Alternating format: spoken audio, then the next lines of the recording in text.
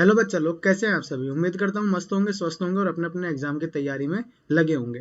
देखो, ये जो सेकंड शिफ्ट आई है बहुत इजी शिफ्ट आई है। ठीक है, सारे क्वेश्चन तो नहीं मिल पाए, लेकिन जितने फिर भी मिल पाए उतने क्वेश्चनों पे हमने वीडियो बना दी है फटाफट, जिससे जिनका एग्जाम है वो देख पाए कुछ क्वेश्चन किस तरह के आ रहे हैं और टेंशन बिल्कुल ना ले।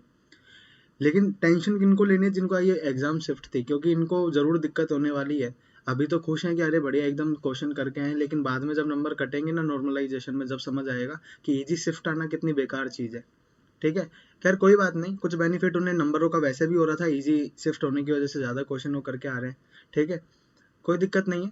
अभी देखते हैं किस तरह के क्वेश्चन आए हैं। ठीक है, आगे किस तरह के क्वेश्चन आ सकते हैं, उस पर इन्हीं पर चीज़ों पर देखेंगे कि और क्या पूछा जा सकता है। ठीक है, तो स्टार्ट करते हैं बिना टाइम वेस्ट किए। देखो, पहला तो ये कि हमें a plus B is equal to 0 दिया हुआ है और ए बी सी की वैल्यू 12 दी हुई है और हमसे पूछा A cube plus B cube plus C cube. अगर आपने मेरा फर्स्ट शिफ्ट का एनालिसिस देखा होगा, जो कि मैंने सेकंड शिफ्ट का क्वेश्चन पेपर देखे बिना बनाया था, तो उसमें मैंने बताया था कि इस आइडेंटिटी पर आप पर जरूर क्वेश्चन पूछा जाएगा, X cube plus Y cube plus Z cube minus 3xyz is equal to half X plus Y plus Z into X square X minus Y का square plus Y minus Z का square plus Z minus X का whole square. ठीक है, तो यहाँ पर उसी identity पर एक क्वेश्चन है। देखो, बोला a plus B plus C is equal to 0। अगर मैं यहाँ पर ही आइडेंटिटी लगाता हूँ तो ये x plus Y plus z हमें 0 दिया हुआ है।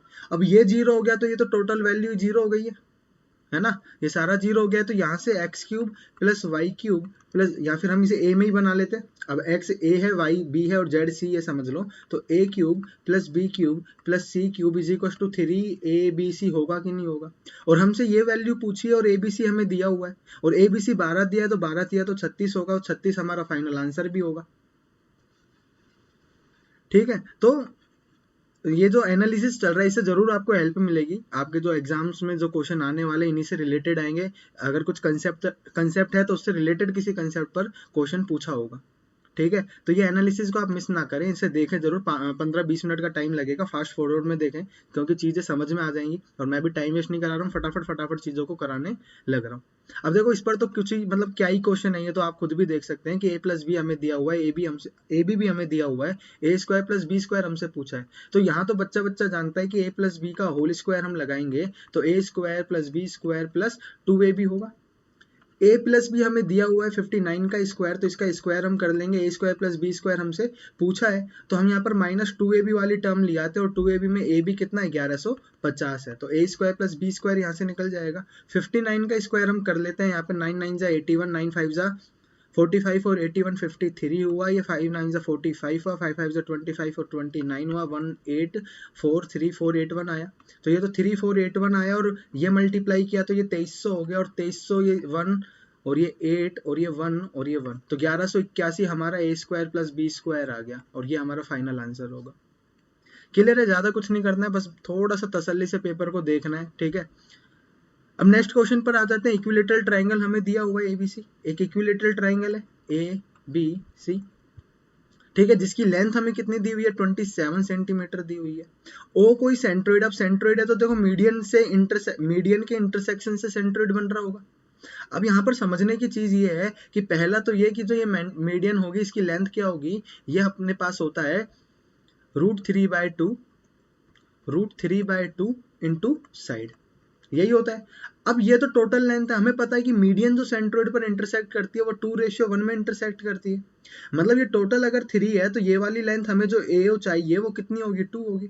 तो अगर ये 3 यूनिट की वैल्यू है तो 1 यूनिट की वैल्यू क्या होगी, हम इसे 3 से डिवाइड कर देंगे, √3/2 इंटू 3 इंटू साइड। हमें चाहिए कितना, 2 यूनिट की वैल्यू, तो 2 यूनिट हमने निकाल लिया, 2 से मल्टीप्लाई कर दिया, तो √3 1 हटा देता हूँ, ये समझ गए हम 2 यूनिट की वैल्यू हम निकालना चाह रहे हैं। और यहाँ पे जब 2 से मल्टीप्लाई किया तो ये 2 कैंसिल आउट हो जाएगा, ये 3 इंटू साइड आया।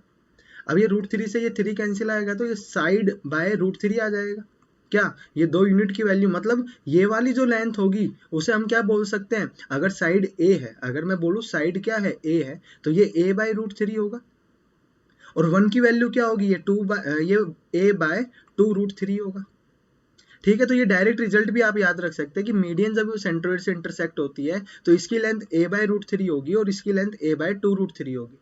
क्लियर है। अब यहाँ से इजीली हम निकाल सकते हैं 27/√3 हम कर देते हैं, 9 या 27 होता है तो √3 से एक √3, तो ये 9√3 हमारा फाइनल आंसर होगा। मतलब कि ये जो अपने पास सेंट्रोइड ओ होगा उससे ए और ओ का जो डिस्टेंस होगा, ये जो ए ओ वाला डिस्टेंस है, ये वाला जो डिस्टेंस है ये कितना है 9√3।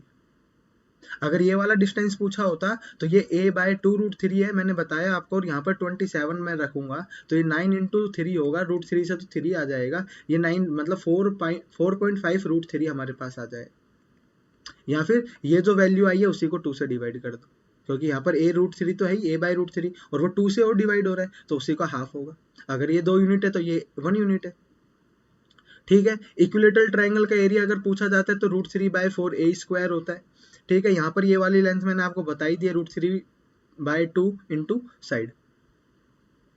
ठीक है, इक्विलेटरल ट्रायंगल में तीनों एंगल इक्वल होते हैं, तीनों साइड इक्वल होती है, बाकी और कोई प्रॉपर्टी मेरे हिसाब से इसमें बनती नहीं है। ठीक है, नेक्स्ट हम चलते हैं।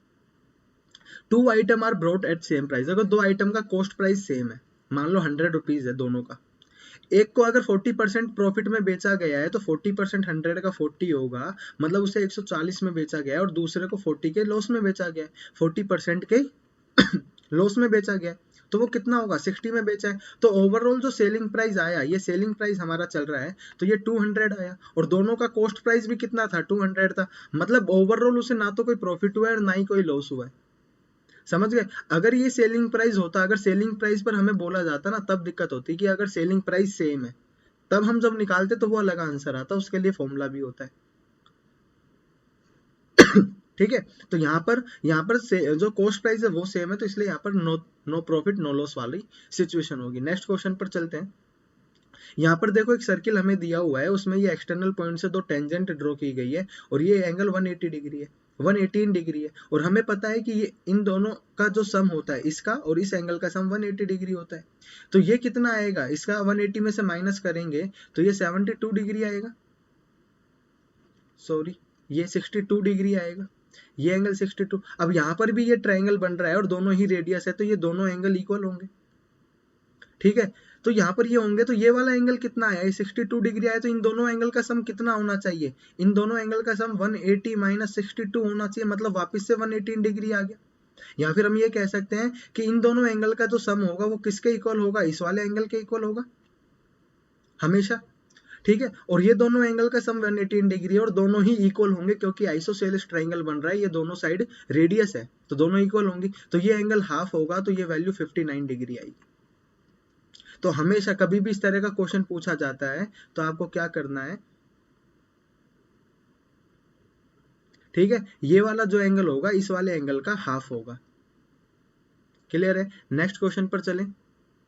यहाँ पर हमें 3 cot x + 2 tan x = 5 दिया हुआ है, हमसे 9 cot² x + 4 tan x² हमसे पूछा है। अब देखो यहाँ पर इस वाली वैल्यू का स्क्वायर हो रहा है कि नहीं हो रहा, तभी तो 3 का स्क्वायर 9 और cot² x बना होगा, तो मैंने इसका क्या कर दिया, दोनों तरफ स्क्वायर कर दिया, तो यहाँ a² + b² + 2ab वाली टर्म, तो ये तो 9 cot² x + 4 tan square x + 2 3 cot x × 2 tan x = 25। देखो cot x tan x 1 हो जाएगा, 3 2 6 2 12, और यहाँ पर 12 माइनस हो जाएगा, तो 25 - 12 कितना आएगा 13। तो इसकी जो वैल्यू हमसे पूछी थी वो कितना आ गई 13, और यही हमारा फाइनल आंसर है। ठीक है, नेक्स्ट क्वेश्चन पर हम चलते हैं। यहाँ अगेन ट्रिग्नोमेट्री पर क्वेश्चन आ गया है, 3 cot² x - 7 cosec² x + 7 = 0। अब यहाँ हम देखें तो देखो कोसेक और कोट में आइडेंटिटी होती है हमारे पास, क्या होती है कि cosec square X minus cot square x जो होता है वो 1 होता है, तो मैं यहाँ पर भी cosec square X minus cot square x बना सकता हूँ। ठीक है, तो मैंने पहले तो इसे ब्रेक किया, कैसे, इसे मैंने -3 cosec square X minus 4 cosec square x में ब्रेक किया, 7 ही हो जाएगा ऐड होगा। इससे हुआ क्या कि 3 cot स्क्वायर एक्स में मैंने माइनस कॉमन लिया, क्योंकि आइडेंटिटी क्या बनानी थी, cosec square X minus cot square x, या फिर यहाँ दोनों तरफ माइनस से मल्टीप्लाई कर दो तो ये -1 हो जाएगा, मतलब coat square X minus cosec square x अपना क्या होगा -1 होगा, कोई दिक्कत नहीं। तो ये देखो यहाँ से जब 3 कॉमन लिया तो coat square X minus cosec square x बना, और माइनस में 4 कोसेक स्क्वायर एक्स और प्लस का 7 इज इक्वल टू 0। तो coat square X minus cosec square x कितना है, माइनस का 1 है, ये 3 से मल्टीप्लाई हुआ तो माइनस का 3 हो गया, और ये 7 माइनस 3 कितना हो जाएगा, 4 हो जाएगा, और ये 4 इक्वल टू के इस तरफ जाएगा तो माइनस का 4 हो जाएगा। तो cosec square x is equal to minus का 4, माइनस से माइनस काटा, 4 से 4 को काटा, तो कोसेक स्क्वायर एक्स कितना आया, 1 आया। और हमें पता है कि कोसेक किस एंगल पर 1 होगा, 90 डिग्री पर होगा, तो थीटा इज इक्वल टू क्या आया, 90 डिग्री आया। ठीक है, या फिर इस एक क्वेश्चन को करने का एक और बेस्ट वे हो सकता है, अभी ऑप्शन यहाँ पर हमारे पास नहीं है, लेकिन हम एग्जाम में यहाँ पर जो अपने पास 4 ऑप्शन होंगे, first, second, third and fourth, वहां से 1 बाय 1 एंगल को पुट कर चेक कर लेंगे, जहां पर ये सिचुएशन सेटिस्फाई हो रही होगी वो आंसर होगा, इतना ज्यादा कैलकुलेशन करने की भी जरूरत नहीं। ठीक है, नेक्स्ट हम क्वेश्चन पर चलते हैं। सॉरी, देखो यहाँ पर एक वैल्यू है 35,600, उसको डिक्रीज किया गया है 34,888 में, तो उसमें कितना परसेंट चेंज किया गया ये हमें बताना है। तो मैं यहाँ से देख लेता हूँ कि ये वैल्यू को कितना डिक्रीज किया गया है। तो ये 2, ये 1 और ये 17 माइनस 18 कितना होगा, 9, सॉरी 15 माइनस 18 कितना होगा, 7। ठीक है, तो ये 712 इसे डिक्रीज किया गया, कितने में डिक्रीज किया गया, इस वैल्यू में किया गया, तो 35600। तो हमें परसेंट में चाहिए तो 100 से मल्टीप्लाई किया, ये 0, 2 से कैंसिल आउट कर दें, या फिर ये 2 टाइम जा ही रहा है, तो ये तो कितना कर दिया, 2% इसे डिक्रीज कर दिया, है ना, 35 दूनी 70 और 6 दूनी 12, 2 बार जाएगा, तो 2% इस वैल्यू को डिक्रीज किया गया, और यही मेरा फाइनल आंसर होगा। ठीक है, तो बहुत सिंपल क्वेश्चन था, ऐसा कुछ था नहीं, बस कैलकुलेशन इसमें करनी है। ठीक है, किसी वस्तु की कीमत को 8:11 में बढ़ाया जाता है, मतलब दो आइटम है हमारे पास, उनकी जो प्राइस है, कॉस्ट है उनकी, वो 8:11 में इंक्रीज कर दी गई है, मतलब अगर 8 थी तो उसे कितना कर दिया गया है, 11 कर दिया गया है। ठीक है, अब जो इंक्रीज्ड प्राइस है वो कितना है, 33,000 है, 33,000 है। अगर किसी की कीमत को 8 से हमने 11 कर दिया है, और इंक्रीज प्राइस कितना हमें बताया, 33,000 हमें बताया, और पूछा हमसे वास्तविक है, मतलब what is its actual value, तो एक्चुअल वैल्यू तो 8 यूनिट है, तो अगर 11 यूनिट 33,000 है, मतलब 1 यूनिट कितना आ जाएगा, 3,000, और 8 यूनिट की वैल्यू हम निकाल लेंगे, 24,000 हो जाएगा। मतलब वैल्यू पहले क्या थी, 24,000 थी, जिसे इंक्रीज कर हमने कितना कर दिया, 33,000 कर दिया। अगले क्वेश्चन पे चलते, देखो 2 रेलगाड़ियां 2 स्टेशनों पर है, पी और क्यू पर। ठीक है, और जो मतलब किसी एक को भी मान सकते हैं कि एक रेलगाड़ी 90 किलोमीटर पर आवर की स्पीड से चल रही है, एक ट्रेन हमारी जो है वो 90 किलोमीटर पर आवर की स्पीड से चल रही है, और second one 70 kilometre per hour की स्पीड से चल रही है। मतलब 1 घंटे में अगर हम देखें तो ये 20 किलोमीटर ज्यादा डिस्टेंस ट्रेवल करेगी। ठीक है, जब ये बीच में यहाँ कहीं आकर मिलती है, वैसे इसने ज्यादा डिस्टेंस ट्रेवल किया गया होगा, तो मैं यहाँ मान लेता हूँ कि ये हमारा मीटिंग पॉइंट है। ठीक है, यहाँ पर ये दोनों गाड़ियां आकर मिली, तो जितना देखो यहाँ पर इसने 20 किलो हर घंटे में 20 किलोमीटर ज्यादा ट्रेवल किया गया होगा, और इसने ये बोला है कि जब दोनों गाड़ियां आपस में मिली, जब वो मिलती हैं, जब उन्होंने आपस में मीट किया, तो एक रेलगाड़ी 130 किलोमीटर ज्यादा चल चुकी थी। अब एक चीज बताओ, क्या 70 किलोमीटर वाली स्पीड से वो 90 किलोमीटर पर आवर की स्पीड वाली से ज्यादा चल सकती है क्या सेम टाइम में? नहीं ना, यही गाड़ी ज्यादा चल रही होगी, तो इसने कितना डिस्टेंस ट्रेवल किया है, देखो जितना इसने किया है उतना तो किया ही किया है, लेकिन हर घंटे में 20 किलोमीटर पर आवर की स्पीड से ज्यादा डिस्टेंस ट्रेवल कर रही है, तो 20 किलोमीटर पर आवर की स्पीड से इसने कितना डिस्टेंस ट्रेवल कर लिया है, 130 डिस्टेंस ट्रेवल कर दिया है। ठीक है, तो मैं यहाँ पर टाइम निकाल सकता हूँ, ये 6.5 आवर में इसने 130 डिस्टेंस ट्रेवल किया होगा। क्लियर है, नेक्स्ट क्वेश्चन पर चलते हैं। देखो कंपाउंड इंटरेस्ट का क्वेश्चन है, प्रिंसिपल हमारा 8500 है, रेट हमारी जो है 9% है। अब कंपाउंड इंटरेस्ट है 2 साल के लिए, हम क्या निकाल लेते हैं, इफेक्टिव रेट निकाल लेते हैं। तो देखो 9 + 9 प्लस 9 × 9/100, तो ये कितना आ जाएगा, 18.81% आ जाएगा। तो इससे ये कैंसिल आउट हो गया, ये इसे सोल्व कर लेंगे। अब ये अपना 100 आया, तो ये 5 × 5 5 7 35 और 5 दूनी 10, तो ये आया। 2 से इसे कैंसिल आउट कर लेते हैं, होगा नहीं। ठीक है, इसे मल्टीप्लाई कर देंगे और इसे डिवाइड कर देंगे, वो फाइनल आंसर अपना आ जाएगा। वैसे कर देते हैं, अप्रोक्स वैल्यू आ जाएगी, ये 9.40 आ जाएगा। ठीक है, पॉइंट तो हटा दिया हमने, तो ये तो इतना है, तो ये एक वैल्यू से पहले तो 94 आया, अभी इसे 17 से मल्टीप्लाई कर लेते हैं, 728, 7 नाम 63 और 65 और 94, 8 9 9 6 15, 1598 जो होगा वो अपना फाइनल आंसर होगा। कंपाउंड इंटरेस्ट ही यहाँ पूछा था, अगर अमाउंट पूछा होता तो हम इस 85 को भी इसमें ऐड कर देते, किसमें, कंपाउंड इंटरेस्ट में, तब जाकर हमें अमाउंट मिल जाता। क्लियर है किस तरह से क्वेश्चन होगा? सिंपल इंटरेस्ट होता तो हमें 18% का रेट निकालना था, कोई दिक्कत नहीं। नेक्स्ट क्वेश्चन पर आ जाते हैं। देखो टाइम एंड वर्क पर क्वेश्चन आया है कि अगर a प्लस बी किसी काम को 3 डेज में करते हैं, 3 दिन में करते हैं, और b प्लस सी उसी काम को 4 दिन में करते हैं, और c प्लस ए मतलब a प्लस सी भी उसी काम को 6 दिन में कर रहे हैं, ठीक है, तो a उस काम को कितना करेगा? तो पहले हम टोटल वर्क मान लेते हैं। तो देखो यहाँ पर जो अपने पास आएगा 4 3 12, हम टोटल वर्क 12 मान लिया, तो इनकी एफिशिएंसी निकल जाएगी, इससे 4 आई, इससे 3 आई और इससे 2 आई। मतलब a प्लस सी की टोटल एफिशिएंसी 2 है, b प्लस सी की टोटल एफिशिएंसी 3 है, और a प्लस बी की टोटल एफिशिएंसी कितनी है? 4 है।